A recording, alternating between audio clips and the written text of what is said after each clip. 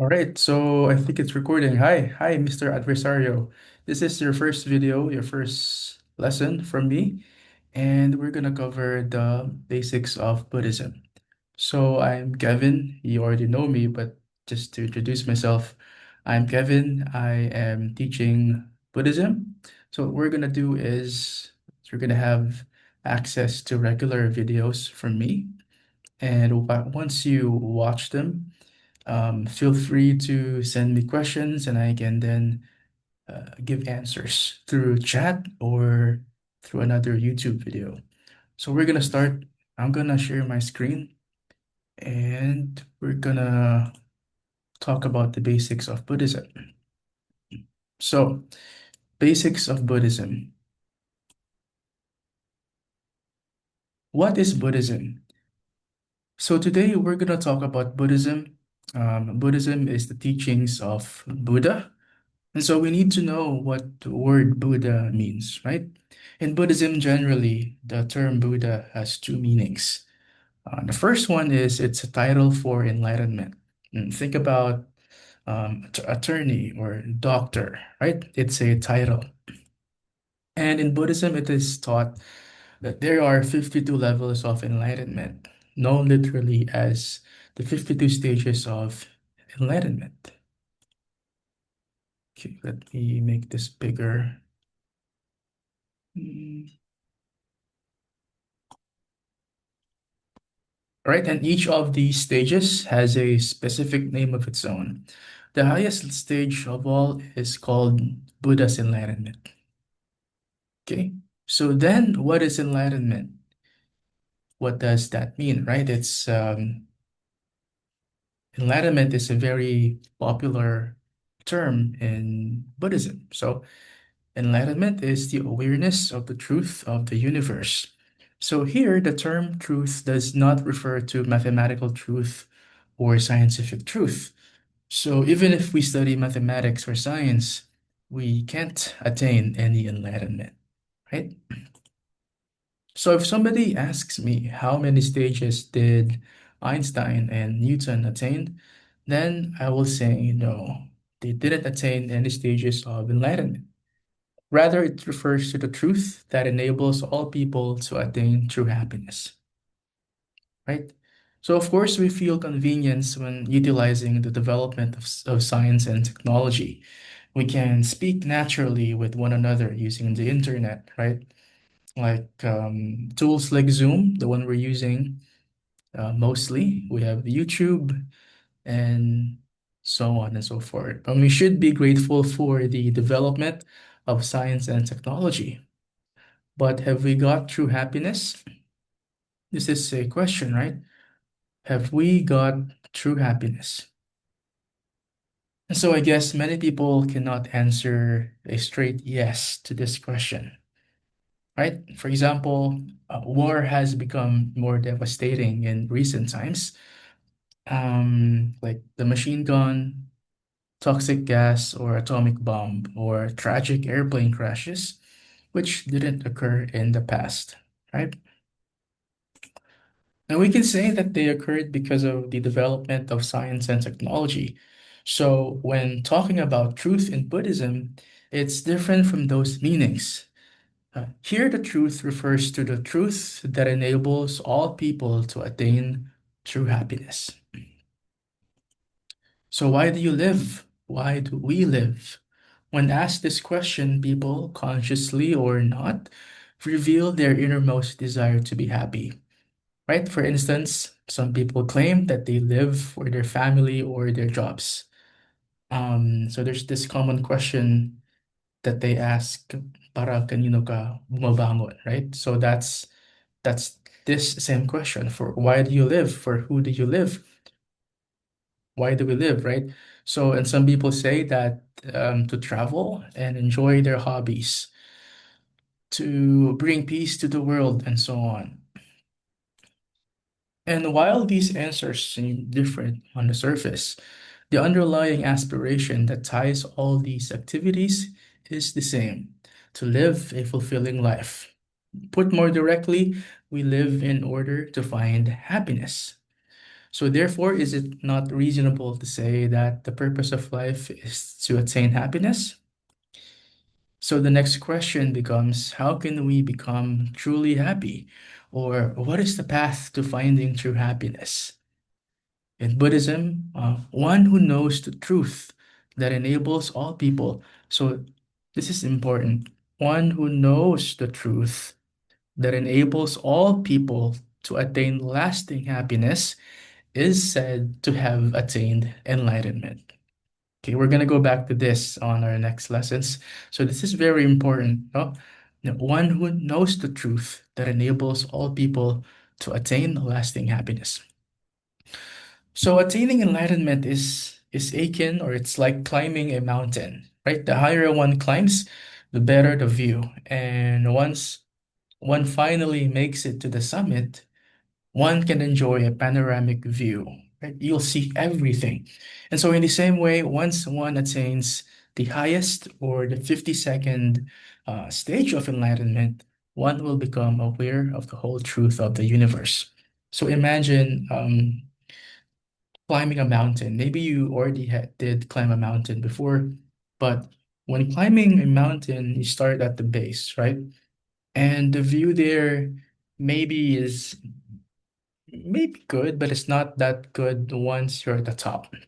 So when you start to climb the mountain, you reach two-thirds, the view is gonna change. You'll see more trees below or structures. But once you reach the top, you'll see everything. So once you're in the middle, you can only see the other side, where you're climbing. Um, but once you're on the top, you will see everything. It's like a panoramic view, right? You can see everything. Everything will be clear. So in the same way, once one attains the highest or this 52nd stage of enlightenment, one will become aware of the whole truth of the universe. So this is the first meaning of the term Buddha. It's a title for enlightenment. Another meaning of the term Buddha is a person who attained the enlightenment of Buddha. And only by reaching the stage of Buddhahood does one become qualified to be called Buddha. Now, the second meaning may be easy to understand. And now I have a question. How many people have been able to attain the enlightenment of Buddha on this earth? Do you know the answer, or can you guess it? Okay, maybe I'm gonna pause here a bit so you can guess. And so the answer is only one, and his name is Sakyamuni Buddha. He is also called as Siddhartha or Gautama. Okay, so for no one has ever reached this level of enlightenment except Sakyamuni Buddha. It is said there was no Buddha before Sakyamuni, and there is no Buddha after Sakyamuni. Keep in mind also that Buddhism refers to the teachings of Buddha, right?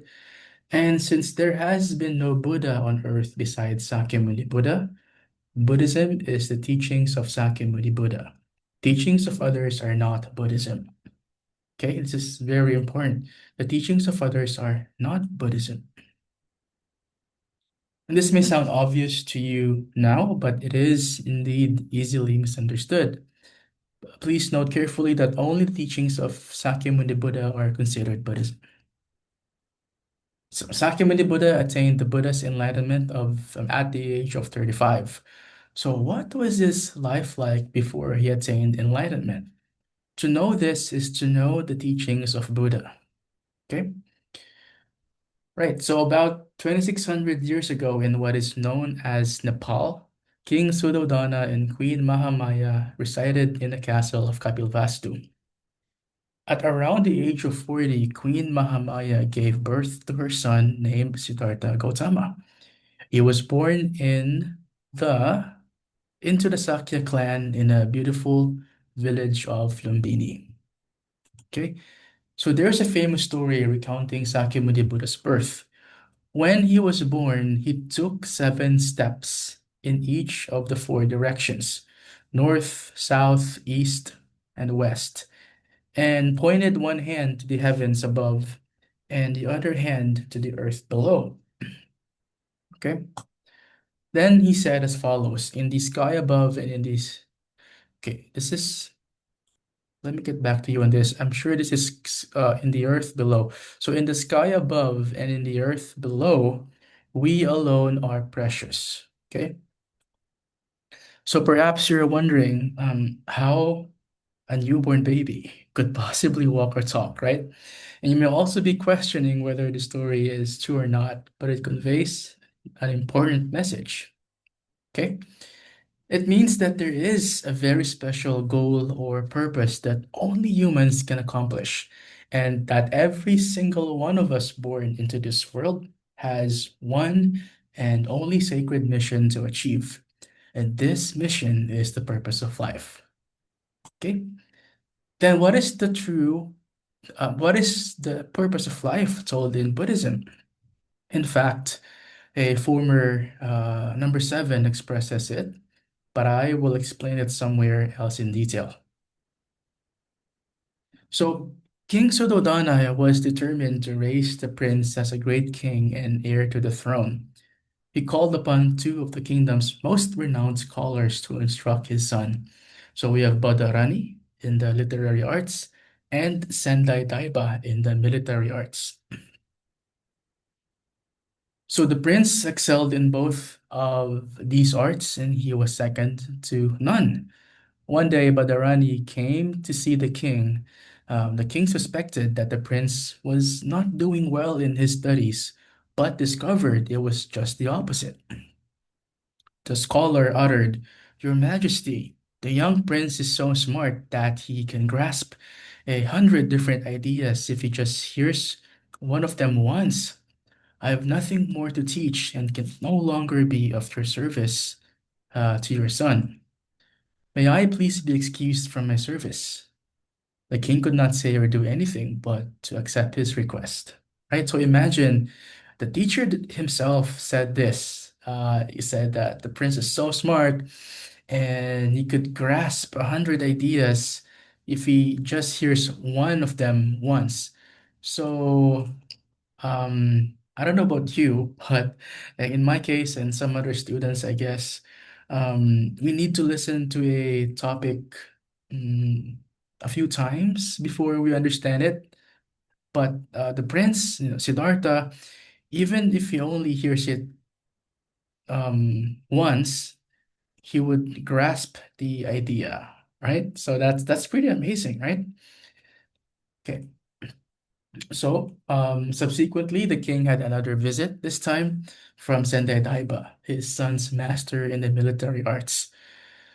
The king cried out in disbelief, You didn't come here to resign, did you?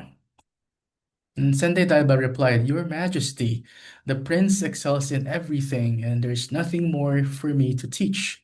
People call me a crack shot, and I may miss one shot out of 100, yet the prince never misses the target, right? Never misses the target. This is just one example. So he is the master of all military arts. Please allow me to resign from my service. Indeed, Siddhartha was not only blessed with fortune, materials, and status as a future king, but was also gifted in all fields. Right? So as Prince Siddhartha grew older, he became often absorbed in deep thoughts. King Suddhodana also noticed that Siddhartha had become more and more contemplative. Siddhartha was struggling. He was torn between his metaphysical concerns and his duty to his father and the kingdom. The king became worried and thought he should do something to make his son happy. Maybe he needs a wife, he thought. And before long, the most beautiful woman in the kingdom was chosen to marry Siddhartha. Her name was Yashodhara, the daughter of a wealthy king. The prince was 19 when he married and soon regained his good spirits and lived happily for a while. So the king was relieved and thought his worries were over. However, the prince had a strong urge to see the world beyond the castle compound.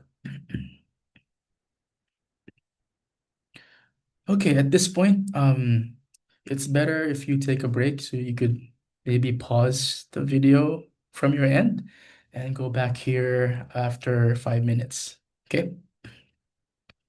Okay, so the four gates. One day he asked his guards to take him outside the castle because he was curious to know what was outside, right?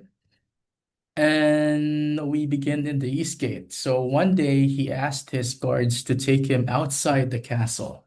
And so he exited the castle through the east gate.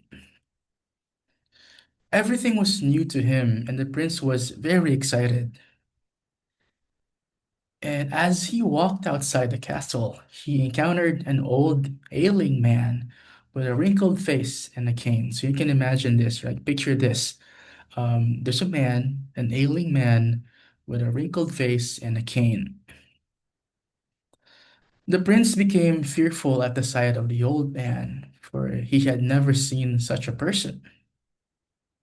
The prince asked, "What is wrong with the man? Why is he walking like that?"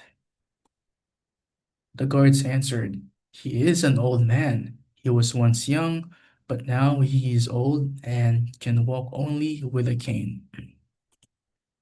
This happens to all people. No one can remain young forever. "Am I going to be old too?" implored the prince. "Yes, once born, people are bound to age and become old." Shocked at the realization of aging, the prince returned to the castle despondently. After some time, the prince again decided to explore the world beyond the castle. This time, he exited the castle from the south gate. Okay, so we walked with the guards, looking around with curiosity. They came upon a man on the ground with a contorted face, moaning in pain. Right? The man could not walk and continued to moan as he was picked up and carried away. Siddhartha was startled and asked, "What is the matter with him?" Remember, we're on the south gate, right? It's a different gate. And the guards replied, "He is ill. He is in pain and cannot walk." Okay. "How did he get sick?" inquired the prince. "Everyone eventually becomes sick. We begin to age the moment we are born and are exposed to various diseases throughout our lives." The prince was saddened by the news. Siddhartha thought to himself, why are we born just to be old and sick? He didn't want to walk anymore and returned to the castle in a melancholic state. He reflected, why do people live? What is the purpose of life? The more he learned of human suffering, the more he wanted to know the meaning of life. More time passed, and Siddhartha decided to once again explore the outside world. Okay, and now we're gonna move on to the West Gate. And so this time, Prince Siddhartha exited the castle through this West Gate. Okay. So during this excursion, he saw a funeral. There were many people gathering around a coffin and crying. There was a profound sadness in the air. This time, the prince learned of the inescapable end to human life, death. As people are born, they become old and sick and inevitably die. Siddhartha grew pensive and pondered, is there anything more to life besides birth, old age, sickness, and death? What should be done on this journey of human life? We must have a purpose, or else life would only mean suffering. Though I am young and healthy, I'm no different than others. I will become sick, old, and die someday. Why must I go through these painful events? So, unable to identify the true meaning of life, Siddhartha became dispirited. And finally, Siddhartha exited the castle through the north gate. During this walk, the prince observed a very calm man meditating with his eyes closed. "What is he doing?" asked the prince. "The man is a monk, engaged in an ascetic practice." On learning that everything in this world is fleeting, he decided to seek the purpose of life. He is training in hopes of attaining enlightenment so that he can transcend this world of impermanence and achieve genuine happiness. The prince exclaimed, "This is what I've been looking for. I can no longer languish in a life without purpose or direction." So Siddhartha was in conflict. He knew that he could not continue to live, not knowing his true purpose in life. Ultimately, he made the difficult decision to follow his spiritual path and asked the king, "Father, please allow me to leave the castle so that I may seek true happiness." So we can only imagine that the king was startled and dismayed, right? And he burst out, "Why do you make such a request? What are you lacking? I will give you everything you wish. Tell me your desires, and I will grant them to you." The prince replied, "I have three wishes." "And what are those wishes?" inquired the king. "My first wish is not to grow older. I want to remain young forever. My second wish is to never become ill. I want I want to stay healthy forever. My third wish is that I will not die," revealed the prince. Upon hearing his son's wishes, the king exclaimed, "That's impossible. Why would you ask for the impossible?" Siddhartha Gautama was blessed with youth and talents. He also had wealth, status, a beautiful wife, and a healthy child, everything that one could wish for. Yet he knew that such so-called happiness was fleeting and that it would eventually leave him. Keenly aware about the impermanence of earthly happiness, the prince was unable to feel the true peace of mind and satisfaction. What is true happiness? How can I attain happiness that does not fade? These questions lingered in his mind, and his desire to seek the truth grew stronger by the day. Finally, Siddhartha Gautama left the castle in a quest for true happiness. It was 8th of February, and he was 29 years old. Traveling deep into the mountains, he led the life of an ascetic with unparalleled intensity for the next 6 years. At the age of 35, on December 8th, at last, Siddhartha prevailed over his inner beasts of temptation and reached Buddha's enlightenment. From then on, he was called Sakyamuni Buddha. He devoted the rest of his life to conveying the true purpose of life, the attainment of imperishable, eternal happiness until his death at the age of 80 on February 15. Okay, so all of Sakyamuni Buddha's teachings are recorded in what are known as sutras. There are more than 7,000 sutras, and they are called the complete sutras. What are taught in these 7,000 volumes of sutras? If you read each sutra a day, how many years will have passed by the time you finish reading all of them? So it's about 20 years. So if you are 20 years old, you'll become 40 years old. If you're 40, you will be 60. And so we don't want to think about it, right?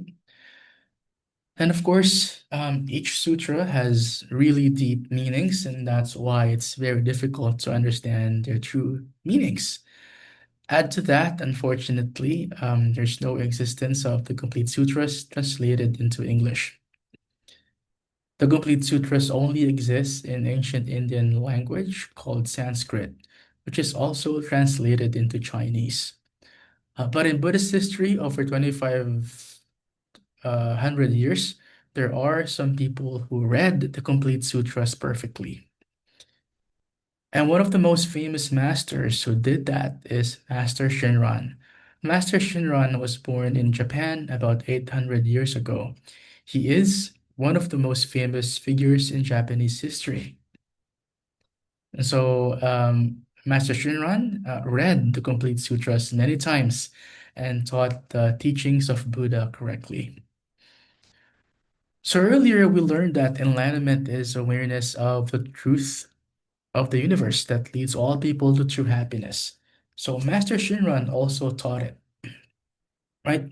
And I'm learning the teachings of Master Shinran, the teachings of Buddha, and sharing them. Buddhism taught how to obtain absolute happiness. This is important uh, to remember, okay? We're gonna go back to this.